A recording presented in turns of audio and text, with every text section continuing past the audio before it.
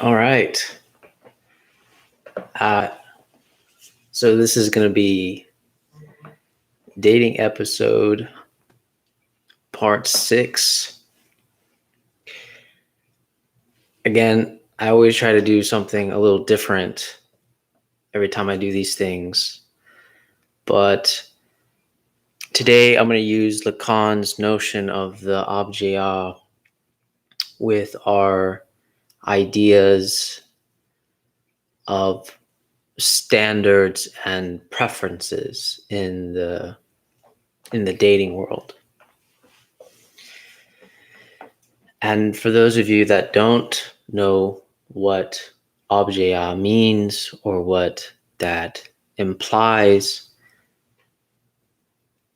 I don't want to simplify this too much, but because it gets a lot more complicated. But I think for the sake of this talk, what I'm going to do is I'm going to say that the objet is the limit that prevents us from getting to the object itself, right? The object of desire. Let's just put it that way. It's the limit that attracts us more than the object of desire. And if I were to give an example, this is what I would say. If I were to see a woman in the streets, right? I think this is a very applicable example. If I were to see a woman in the streets and maybe a male friend of mine would say, wow, that woman, he says something about her body, right? Like, let's say he really likes that she has a big breasts or something. So this attraction, he doesn't actually like, in his mind, let's just put it this way, in his mind, she is an object of desire. But actually, the objet are the breasts, right? It's the limit.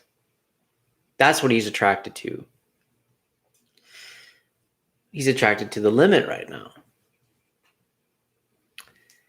And if we were to expand this more in the dating realm of standards and preferences, in my opinion, these are all fetishes of the limits of the objet, right? Like a woman would say, I want a tall man. And if she wants a tall man, this is the limit, right? She doesn't want a short man. She wants a tall man. But if we want to get a little bit more nuanced, it's not about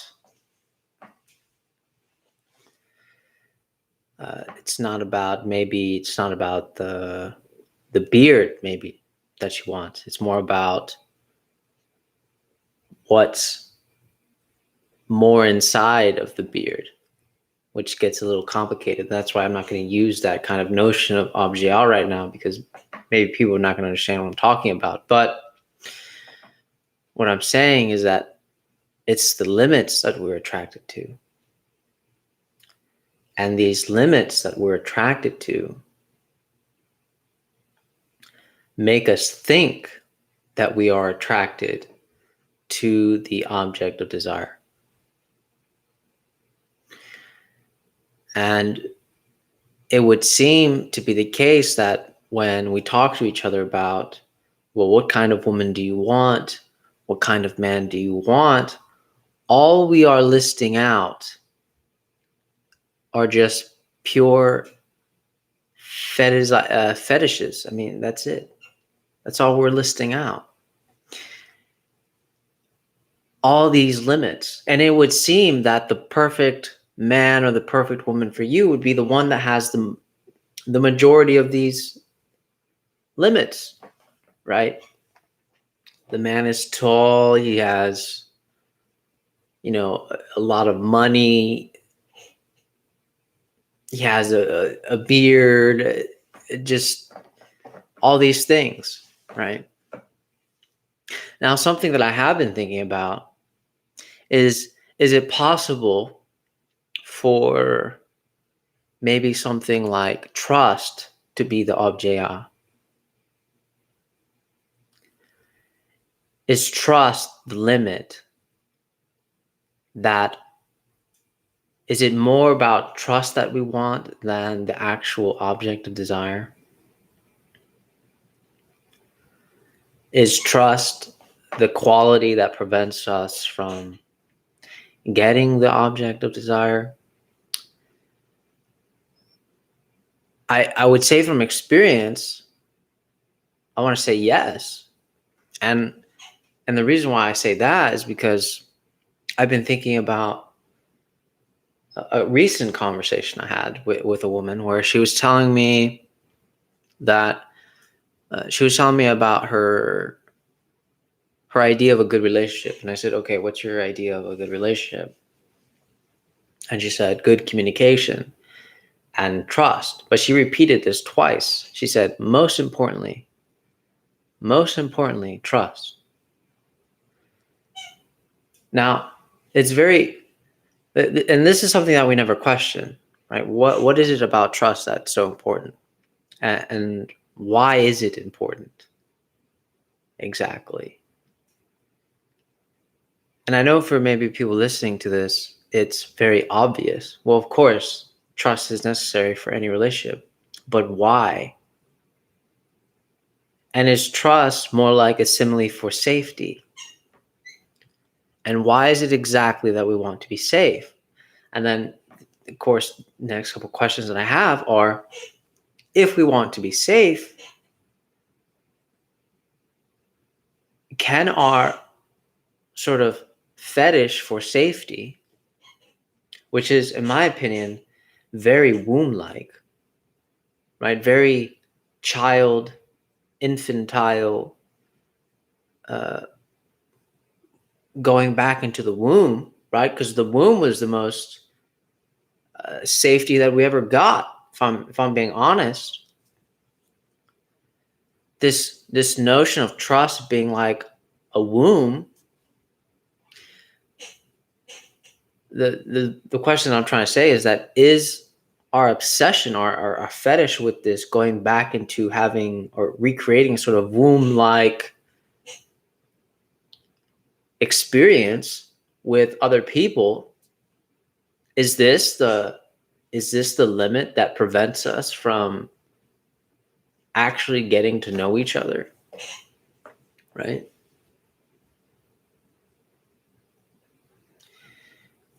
Because when I was talking to this girl, I got the notion that actually what she wanted more was trust than the actual person.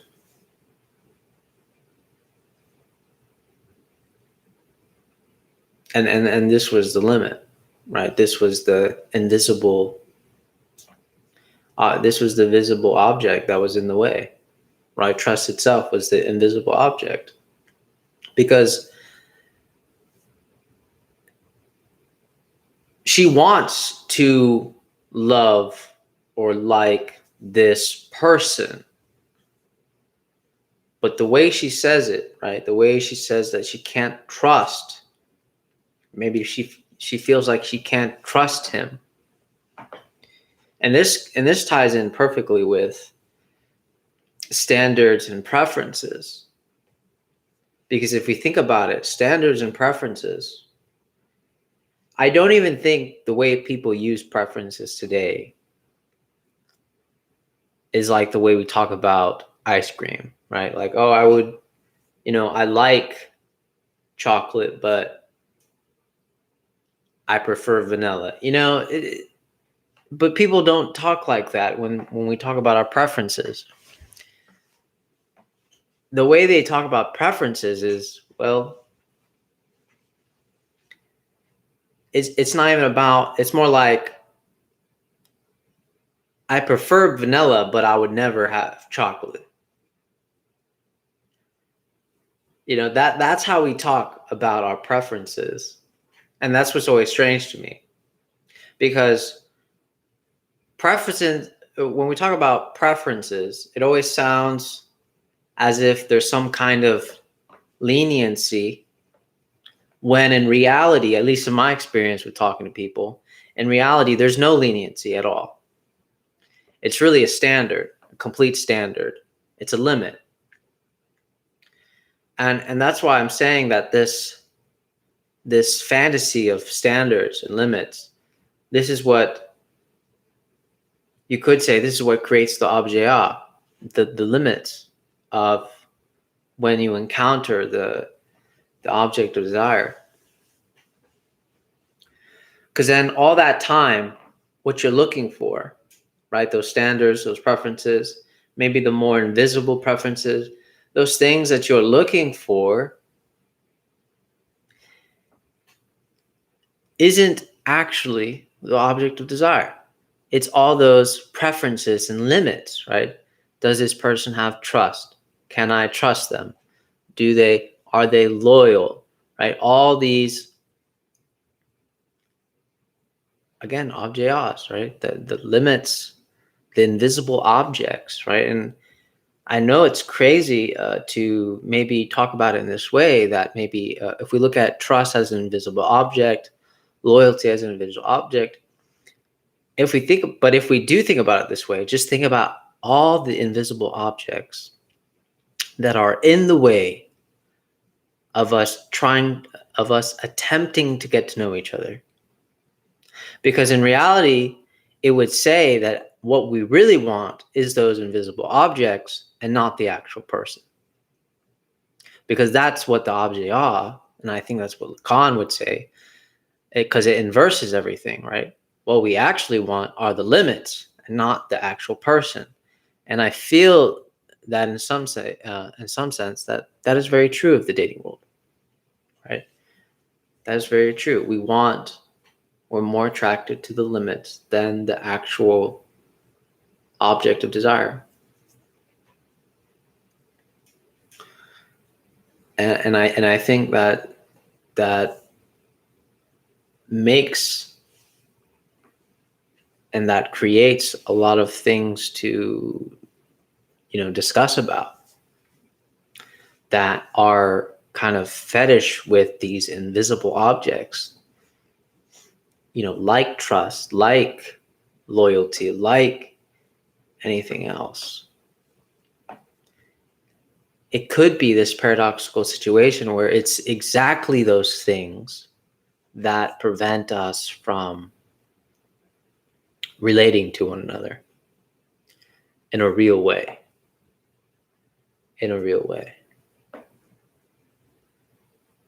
And I can't imagine how many invisible objects are actually in between each other immediately. And this is exactly what I would call standards and preferences.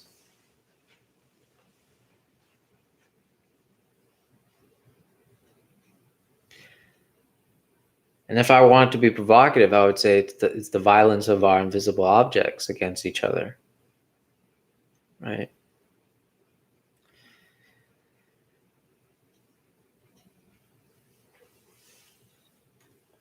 But of course, the way I'm using objet, that can be debated. But I liked the way Todd McGowan in his podcast Why Theory uses it, because he's basically saying, he used a notion, an example that was very, very attractive to me. Like, he's saying what we actually desire is the bag of chips, right? The bag itself.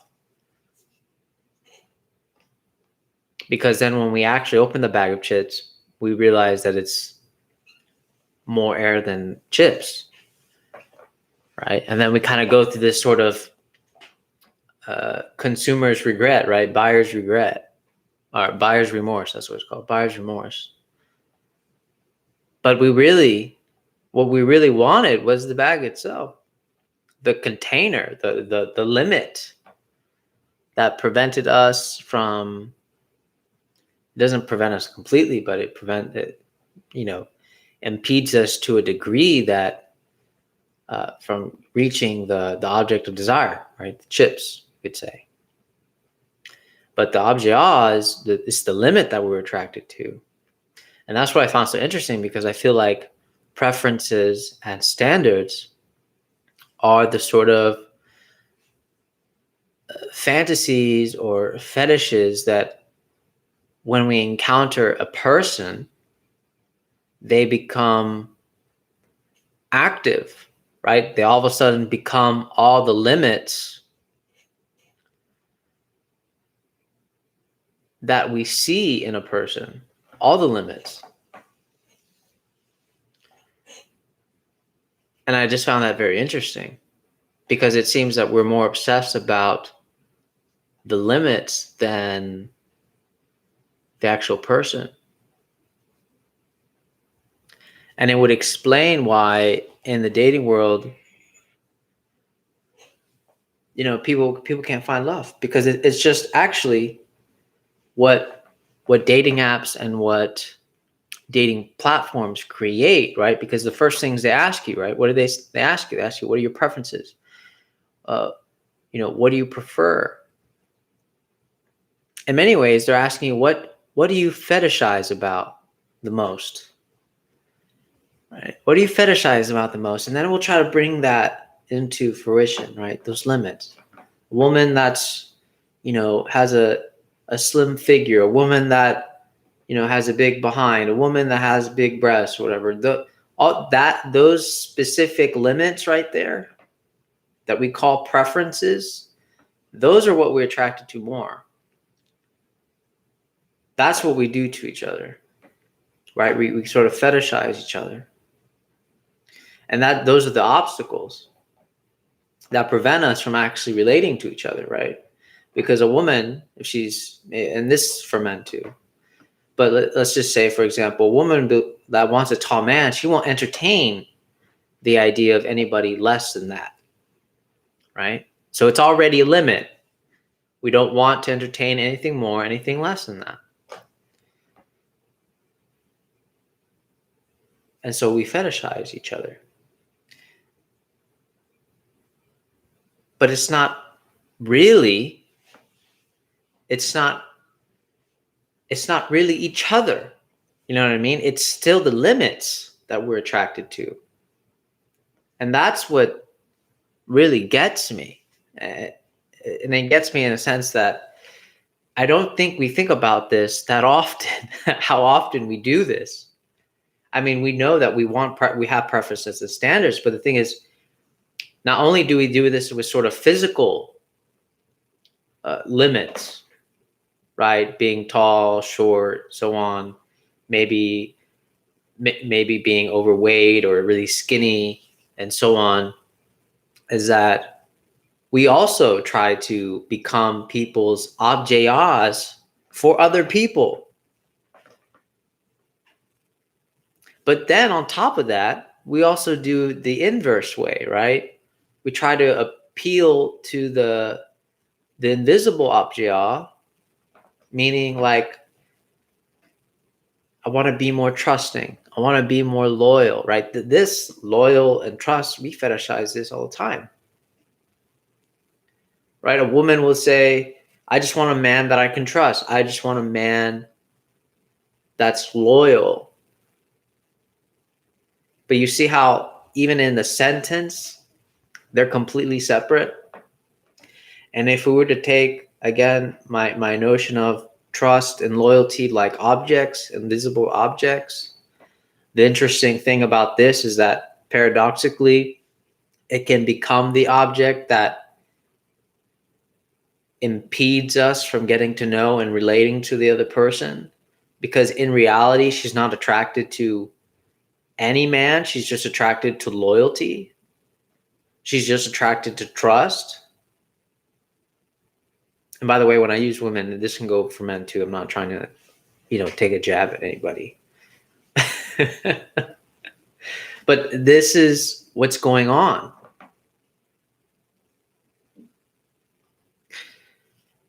I've been wanting to make a difference between preferences and standards, but in my opinion, at least from my observation, we just use these as similes, right? These are the fantasies of our limits, fantasies of our invisible objects.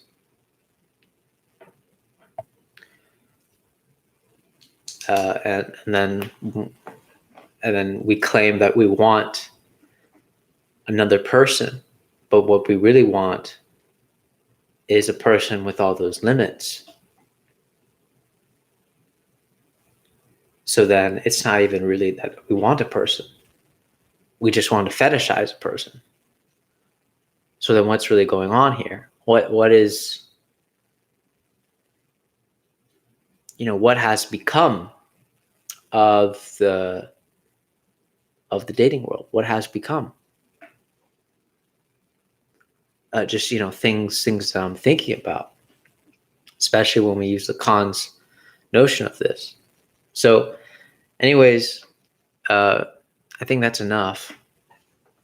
I can only ever talk for like 20 minutes anyways. at least when I'm by myself. It just gets too strange. But I think that gets across what I wanted to say, hopefully. But if you've read Lacan and you could add more nuance in relation to what I'm trying to do to maybe help me better express myself, and what I'm trying to say with standards and preferences and sort of these invisible qualities, right? Like trust and loyalty and so on. If you guys can help me, especially if you guys read Lacan, if you guys can help me make a better relation to this. This is my first attempt at doing this, so hopefully I did a decent job. I'm not entirely sure, but I like the idea that the objet is more like the limits of the object itself, and then, and that's really what we're attracted to. It's really, really what we're attracted to, rather than the object itself, object of desire. So, all right, take care, guys. My goodness.